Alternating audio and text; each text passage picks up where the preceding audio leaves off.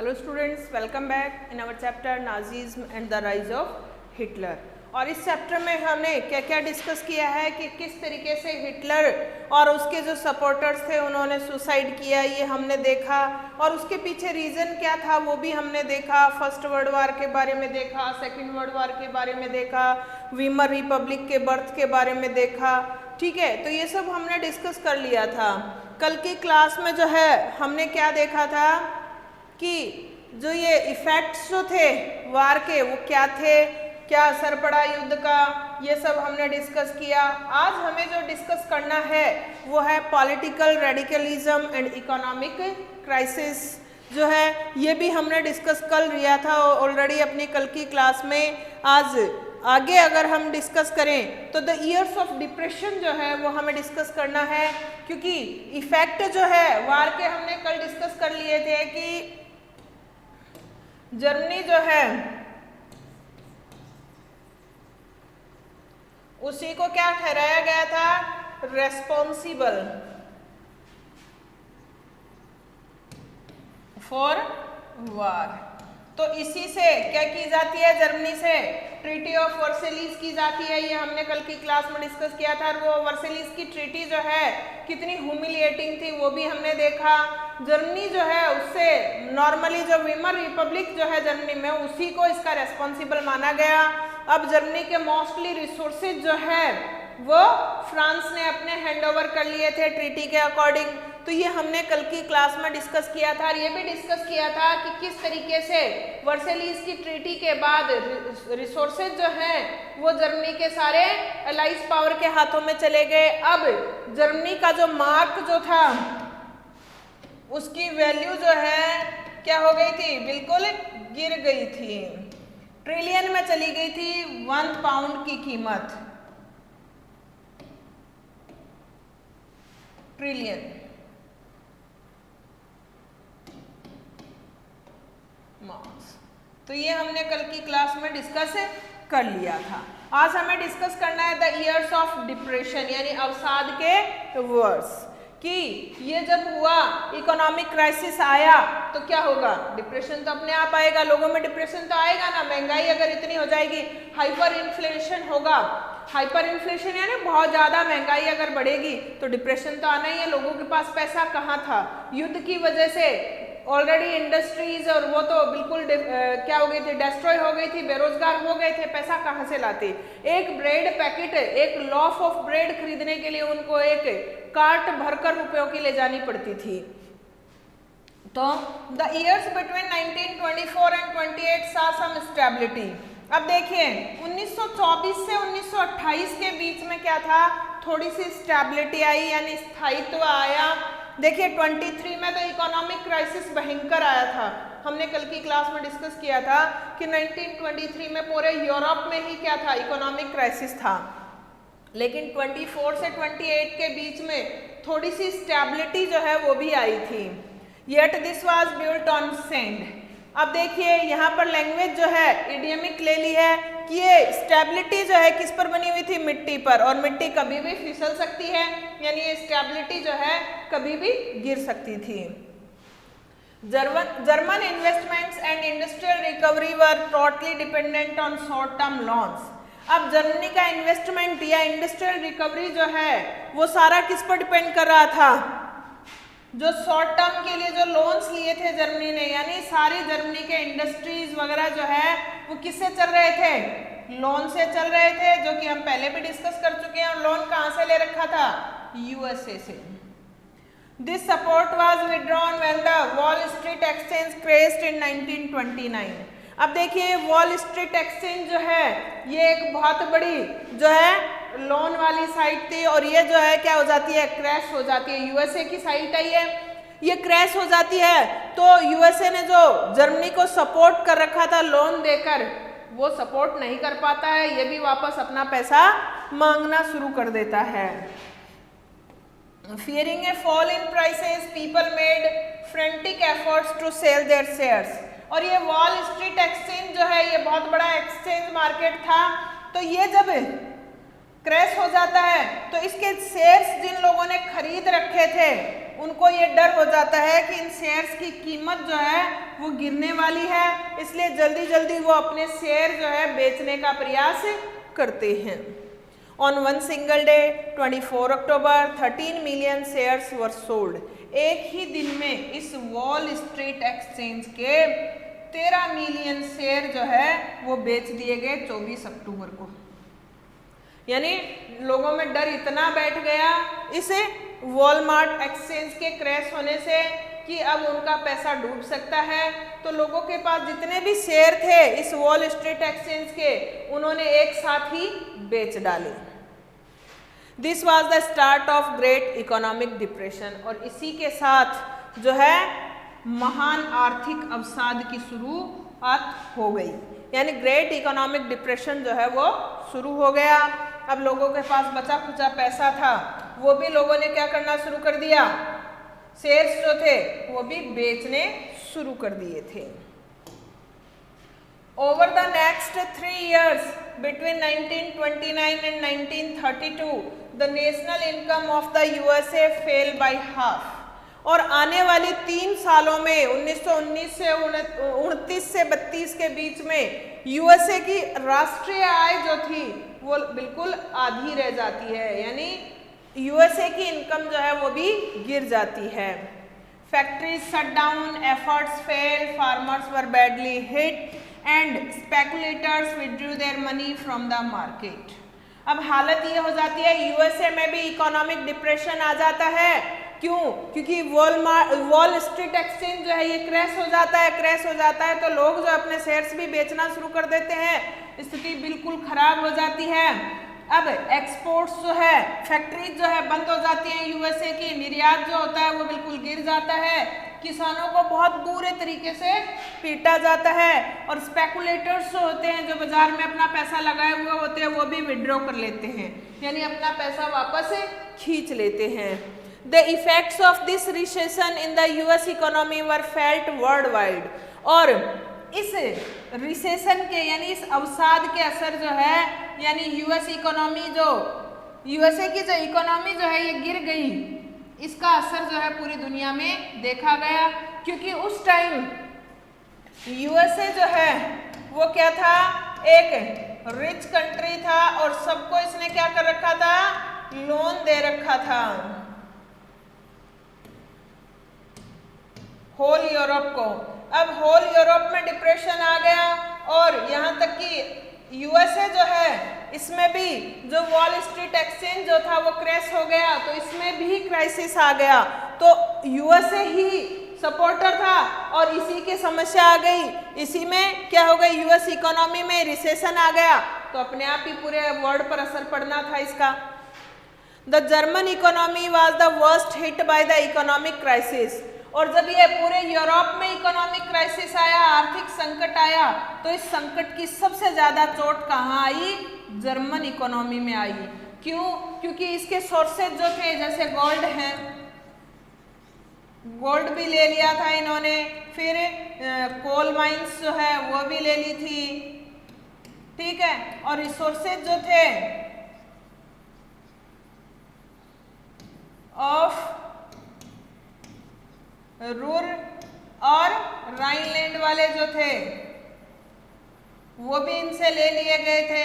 अब इसके पास तो कुछ बचा ही नहीं था, तो ये बेचारा करता क्या, जर्मनी को तो सबसे ज्यादा इफेक्ट पड़ा इस चीज का।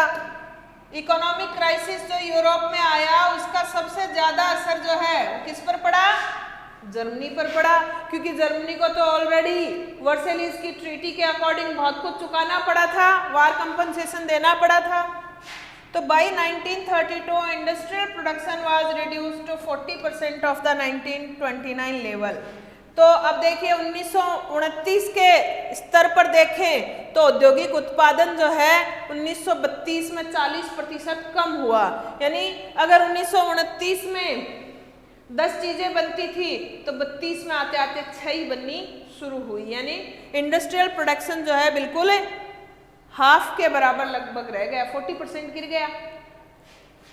Workers lost their jobs and were paid reduced wages. अब ये 60% जो हो रहा था ये ओनली 60% हो रहा था। अब 60% प्रोडक्शन में आपको पता है वर्कर्स जो है वो भी कम ही लगेंगे भाई। अब प्रोडक्शन ही कम हो जाएगा तो वर्कर्स की भी कम की जरूरी पड़ेगी, तो वर्कर्स की संख्या भी कम हो गई, यानी बहुत बड़ी संख्या में वर्कर्स जो है उनका काम छूट गया, और जो लगे हुए थे उनको भी बिल्कुल रिड्यूस्ड वेजेस, बहुत कम तनख्वाह जो है वो दी जाने लगी।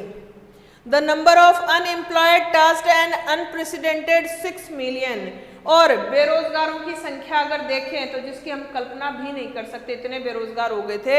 लगभग 6 मिलियन लोग जो है वो अनएम्प्लॉयड हो गए थे, यानी इंडस्ट्रीज फैक्ट्रीज में जो काम पर लगे हुए थे। जब उत्पादन ही नहीं हो रहा है, अगले के पास उत्पादन करने के लिए, इन्वेस्ट करने के लिए पैसा ही नहीं है, तो इन्वेस्ट करेगा कहाँ से? तो उत्पादन नहीं हो रहा है तो मजदूरों को क्यों रखेगा?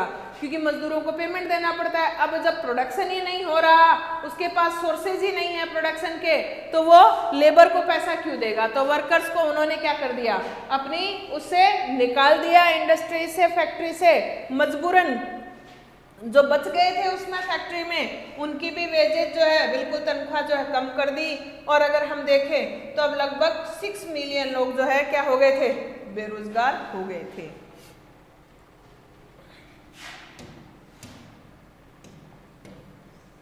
On the street of Germany, you could see men with placards around their necks saying, "Willing to do any work."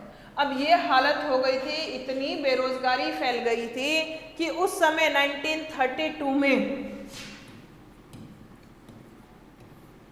बेरोजगार जो थे जर्मनी के, उन्होंने, जिनमें पुरुष जो है उन्होंने क्या किया, अपने गर्दन के चारों ओर प्लेकार्ड यानी एक तख्ती लटकानी शुरू कर दी, गले में एक तख्ती डाल दी और उस तख्ती पर क्या लिखा था,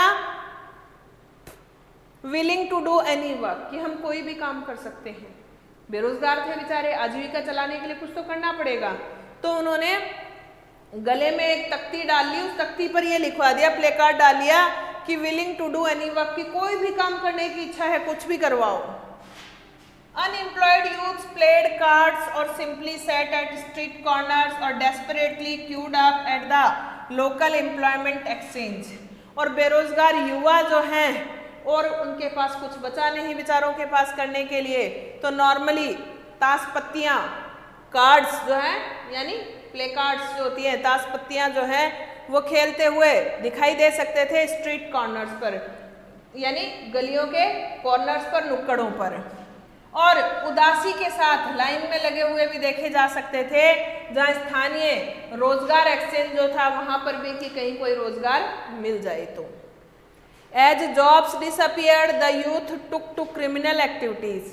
अब देखिए रोजगार युवाओं के पास रहा नहीं, अब काम करने के लिए काम नहीं होगा, जरूरतें पूरी करने के लिए कुछ तो करना पड़ेगा, तो इन युवाओं ने आपराधिक गतिविधियां जो है वो करनी शुरू कर दी।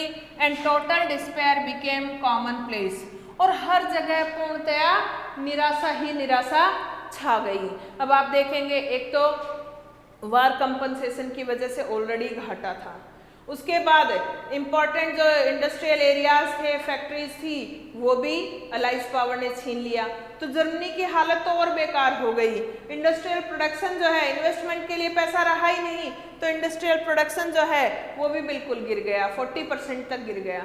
अब बहुत से युवा जो है बेरोजगार हो गए तो वो बेचारे बेरोजगार व्यक्ति कर भी क्या सकते हैं, या तो गली के कॉर्नर पर, नुक्कड़ पर बैठकर ताश पत्तियां खेल सकते हैं, या फिर कोई न कोई आपराधिक प्रवृत्ति करेंगे, क्योंकि पेट तो पालना पड़ेगा, भूख तो लगती है। तो इस तरीके से हालात जो है बहुत बुरे हो गए, चारों ओर डिस्पेयर ही डिस्पेयर थी, यानी अनंत निराशा थी। The economic crisis created deep anxieties and fears in people, और ये आर्थिक संकट जो था इसने बहुत गहरा डर जो है वो लोगों में बिठा दिया था, एक गहरी एंग्जाइटी जिसको हम बोल सकते हैं कंपकपी या एक दिमाग में डर बैठना। The middle classes, especially salaried employees and pensioners, saw their savings diminish when the currency lost its value। अब जो मध्यम वर्ग के लोग जो थे, जिनमें विशेष तौर पर वो लोग जिनको तनख्वाह मिलती थी वो, या फिर पेंशनर्स जो थे, उन्होंने क्या देखा कि करेंसी की वैल्यू तो गिर गई थी, ट्रिलियन तक गिर गई थी, तो उनकी जो सेविंग्स जो थी, बचत जो थी, वो डिमिनिश होते हुए नजर आ रही थी, खत्म होते हुए नजर आ रही थी। Small businessman, the self employed and retailers suffered, यहाँ तक कि छोटे छोटे व्यवसायी या स्वरोजगार वाले या रिटेलर्स जो थे वो बहुत ज्यादा क्या हुए, सफर किया उन्होंने। एज देयर बिजनेस गोट रून्ड, क्यों? क्योंकि उनका बिजनेस जो है क्या हो गया था, पूर्णतः रून्ड यानी बर्बाद हो गया था। अब देखेंगे हम वॉल स्ट्रीट एक्सचेंज, जो कि मैंने आपको बताया कि ये एक बिगेस्ट स्टॉक एक्सचेंज था, किसका? यूएसए का। और इस स्टॉक एक्सचेंज में जो क्या हो गया था, क्रैश हो गया था। ये स्टॉक एक्सचेंज जो है ये क्रैश हो गया था, और क्रैश होने की वजह से क्या हो गया, लोगों ने अपने शेयर्स जो थे वॉल स्ट्रीट एक्सचेंज के, वो सारे जो है एक ही दिन में बेच डाले थे। अब इधर जो है हमें एक पिक्चर दिखाई दे रही है, स्लीपिंग ऑन द लाइन। एक लाइन में लोग सो रहे हैं, और ऐसे सोने के लिए भी इनको पे करना पड़ता था, यानी इनके पास बेरोजगारी इतनी फैल गई थी, पैसा नहीं था, काम की तलाश में ये किसी शेल्टर की तलाश में घूमते थे। देखिए स्लीपिंग ऑन द लाइन, कि एक लाइन पर सो रहे हैं। ड्यूरिंग द ग्रेट डिप्रेशन, इस ग्रेट डिप्रेशन यानी महाअवसाद के समय, the unemployed could not hope for either ways और शेल्टर, कि बेरोजगार आदमी तो उम्मीद ही नहीं कर सकता है कि उसको कोई तनख्वाह मिलेगी या कोई शरण मिलेगी।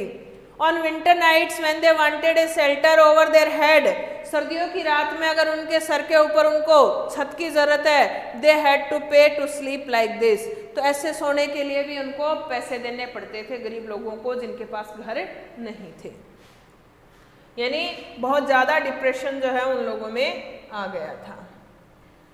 अब हम बात कर रहे थे कि जो छोटे व्यापारी या दुकानदार जो थे या स्वरोजगार वाले जो थे, उनका तो बिजनेस पूर्णतः क्या हो गया था, रुइन हो गया था, बर्बाद हो गया था।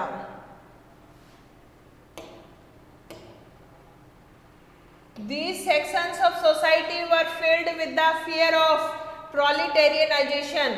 अब देखिए ये सोसाइटी का ये वर्ग जो था, जो बेरोजगारों का वर्ग जो था, जिनका क्या हो गया था, व्यापार पूर्णतया खत्म हो गया था। अब उनमें डर आ गया, किसका? प्रोलिटेरियनाइजेशन। प्रोलिटेरियनाइजेशन हम कह सकते हैं श्रमजीवी की उनके पास कि अब हम क्या करेंगे। प्रोलिटेरियन होता है श्रमजीवी, तो प्रोलिटेरियनाइजेशन जो हो गया श्रमवाद, कि अब हम काम करने के लिए रहा ही नहीं, करेंगे क्या? कैसा डर? An anxiety of being reduced to the ranks of the working class, कि उनमें एक एंग्जाइटी, एक एक्साइटमेंट जो है वो आ गया कि अब उनकी रैंक जो है वर्किंग क्लास में यानी काम करने वाले लोगों में उनकी रैंक जो है यानी स्थिति जो है वो और ज़्यादा रिड्यूस हो जाएगी। और वर्स स्टिल, और इससे भी बुरी हो सकती है, द अनएम्प्लॉयड, किनकी? उन बेरोजगारों की, यानी जिनका खुद का बिजनेस था, छोटा मोटा बिजनेस था, अब उनको ये डर हो गया था कि वो क्या करेंगे, उनकी स्थिति तो और बदतर हो जाएगी। तो जो बेरोजगार थे उनकी तो स्थिति और खराब थी। Only organised workers could manage to keep their heads above water, केवल ऑर्गेनाइज्ड वर्कर्स जो थे, संगठित मजदूर जो थे, वो किसी न किसी तरह अपने आप को बचा कर रख सकते थे। यानी keep their heads above water, sir को पानी के ऊपर रखना यानी डूबने से बचाना। तो केवल ऑर्गेनाइज्ड वर्कर्स जो थे वो जैसे तैसे अपना काम चला सकते थे, अपने आप को डूबने से बचा सकते थे। But unemployment weakened their bargaining power, लेकिन ये ऑर्गेनाइज्ड वर्कर्स जो थे इनकी भी बार्गेनिंग पावर जो थी, तोल मोल की पावर जो थी, वो बेरोजगारी के कारण बहुत ज़्यादा कमजोर पड़ गई थी। Big business was in crisis, बड़ा व्यापार जो था, बड़ा व्यवसाय जो था, वो भी बहुत ज़्यादा संकट में था। The large mass of peasantry was affected by a sharp fall in agricultural prices, and women unable to fill their children's stomachs were filled with a sense of deep despair। अब देखिए a large mass of peasantry, बहुत बड़ा हिस्सा जो है किसान वर्ग का, वो भी बहुत ज़्यादा प्रभावित हुआ। किससे? क्योंकि जो एग्रीकल्चरल प्राइसेस जो थी, यानी कृषि जो उत्पाद जो है उसकी कीमतें भी बिल्कुल गिर गई थी। शार्प फेल यानी बहुत ज़्यादा गिर गई थी। अब किसान को अपनी पैदावार का उचित मूल्य नहीं मिलेगा तो वो परेशानी होगा, और महिलाएं जो थी वो अपने बच्चों का पेट भरने में भी अनेबल थी, अयोग्य थी। अब इन लोगों में, किसानों में, महिलाओं में, इनमें भी क्या हो गया था? सेंस ऑफ डीप डिस्पेयर, गहन निराशा की स्थिति आ गई थी। Politically too the Weimar Republic was fragile, और राजनीतिक रूप से देखें तो वेमर रिपब्लिक जो थी वो फ्रेगाइल भी थी, इजीली ब्रेकेबल भी थी, आसानी से टूटने वाली भी थी। The Weimar constitution had some inherent defects which made it unstable and vulnerable to dictatorship। और ये वेमर कॉन्स्टिट्यूशन जो बना था इसमें शुरू से ही क्या थी? कुछ डिफेक्ट्स थी, कमियां थी, जिस वजह से ये वेमर कॉन्स्टिट्यूशन जो है वो अस्थायी बन गया और अब वल्नरेबल हो गया, यानी किस कगार पर आ गया? डिक्टेटरशिप की कगार पर आ गया। डिक्टेटरशिप क्या होता है? तानाशाही। वन वाज प्रोपोर्शनल रिप्रेजेंटेशन, एक कमी तो इसमें यह थी कि इसमें आनुपातिक प्रतिनिधित्व था, प्रोपोर्शनल रिप्रेजेंटेशन था, यानी सबको इक्वल पावर नहीं था, प्रोपोर्शनल रिप्रेजेंटेशन था। इस वजह से बन गया, एक तो ये भाई बहुमत वाला था तो डिक्टेटरशिप अपने आप आएगी। This made achieving A majority by any one party A near impossible task. इसका मतलब ये था कि किसी भी एक पार्टी को मेजॉरिटी मिलना जो है लगभग असंभव काम था। Leading to a rule by coalitions, और अब शासन किससे चलेगा? गठबंधन से ही चलेगा, यानी किसी एक पार्टी को तो पूरा पावर मिलना नहीं था और पूरी पार्टी को एक पावर मिलना असंभव काम था, तो शासन किससे चलेगा? कोलिएशन से चलेगा, गठबंधन से चलेगा। और अगली कमी क्या थी? Another defect was Article 48। अगली जो इसकी कमी थी किसकी? वेमर कॉन्स्टिट्यूशन की, वो क्या थी? इसका आर्टिकल 48, अनुच्छेद 48, which gave the president the powers to impose emergency। और इस आर्टिकल 48 ने राष्ट्रपति जो है वहाँ का, उसको ये पावर दे दिया कि वो कभी भी इमरजेंसी जो है वो लगा सकता है, आपातकाल जो है वो लगा सकता है। सस्पेंड सिविल राइट्स, और सिविल राइट्स जो है लोगों के, नागरिकों के जो अधिकार हैं उनको सस्पेंड कर सकता है। एंड रूल बाय डिक्री, और डिक्री का शासन लागू कर सकता है। Within its short life, the Weimar Republic saw 20 different cabinets lasting on an average 239 days and a liberal use of Article 48। और ये वेमर रिपब्लिक जो है वो थोड़े से समय के लिए चली, शॉर्ट लाइफ के लिए। तो इसमें वेमर रिपब्लिक जो है उसने क्या देखा? 20 विभिन्न प्रकार के कैबिनेट्स थे जो कब तक चले? 239 दिन चले, और उन्होंने आर्टिकल 48 का बड़ी लिबरली इस्तेमाल किया। Yet the crisis could not be managed, यद्यपि ये संकट जो है इसको मैनेज नहीं कर पाए। People lost confidence in the democratic parliamentary system। अब लोगों ने डेमोक्रेटिक पार्लिया सिस्टम जो था उस पर से भी कॉन्फिडेंस खो दिया था, यानी विश्वास उनका अब वेमर कॉन्स्टिट्यूशन के कारण डेमोक्रेटिक पार्लियामेंट्री सिस्टम से भी विश्वास उठ गया। क्यों? क्योंकि डेमोक्रेटिक पार्लियामेंट्री सिस्टम जो है वो भी कैसा दिख रहा था? टू ऑफर नो सॉल्यूशंस, वो भी किसी तरीके का कोई सॉल्यूशन जो है वो नहीं दे पा रहा था। अब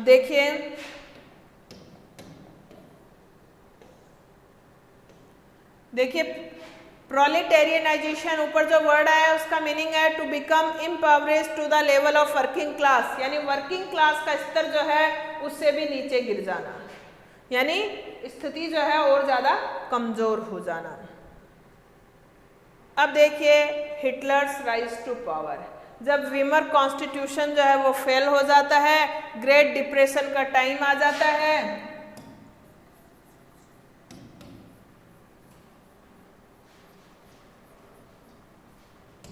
ग्रेट डिप्रेशन का टाइम कब आता है? ग्रेट डिप्रेशन का टाइम आता है 1929 से 1932 तक। और इस बीच जो है हालात इतने बुरे हो जाते हैं कि डिक्टेटरशिप जो है उसको स्थान मिल जाता है।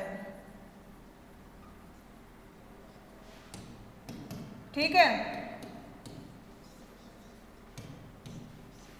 और डिक्टेटरशिप को मौका मिल जाता है तो डिक्टेटरशिप किसकी आती है? Hitler's rise to power. इस ग्रेट डिप्रेशन के बाद जो है सत्ता में कौन आता है? डिक्टेटर बनकर हिटलर आता है, क्योंकि वीमर कॉन्स्टिट्यूशन जो है उसमें कुछ डिफेक्ट होते हैं। वीमर कॉन्स्टिट्यूशन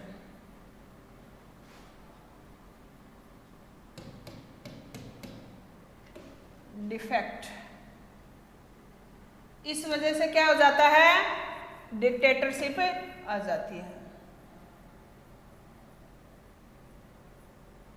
और अब इस डिक्टेटरशिप में हिटलर का राइज हम डिस्कस करेंगे अपनी अगली क्लास में, कल की क्लास में। I hope you have understood very well the part of great depression, यानी ग्रेट डिप्रेशन क्यों आया, कैसे आया, क्या हालात हो गए थे, ये आपने बहुत अच्छे से समझा होगा।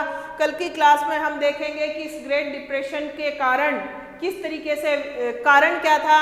वीमर कॉन्स्टिट्यूशन का डिफेक्टेड होना, और वो डिफेक्ट की वजह से किसको होम मिल गया, किसको प्लेस मिल गया? डिक्टेटरशिप को। और डिक्टेटरशिप में राइज हुआ किसका? हिटलर का। तो उसको डिस्कस करेंगे हम अपनी अगली क्लास में। आज के लिए इतना ही। Thank you, have a nice day.